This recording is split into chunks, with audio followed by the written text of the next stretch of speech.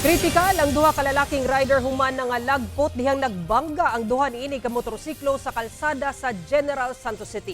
Ang insidente nahulikan. Nakaalerto si Efren Mamak.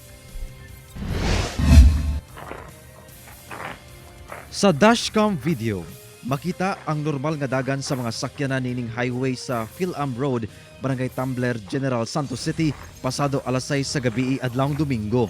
Apan taod-taod, kamatikdan ang kalit ug paspas nga padagan niining usa ka motorsiklo sa usa ka lane ug mibangga sa unahan nga laing motorsiklo nga nagsubay sab sa maong kalsada.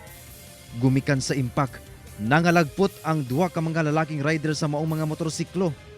Nagkadugo kini samtang nagbuyod na sa kalsada ug wala nay panimuot. Gilayon kining dala sa ospital aron mapatambalan. Matud sa Traffic Enforcement Unit sa General Santos City Police, kalit daw nag-U-turn ang nasa unahan nga motorsiklo hinungdan sa aksidente.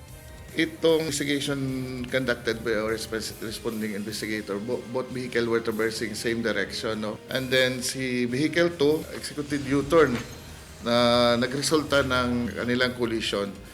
Matud sa PNP, ang mao mga rider ang anaa sa hamtong nga pangidaron ug ang usa niini residente sa Barangay Fatima Jensan.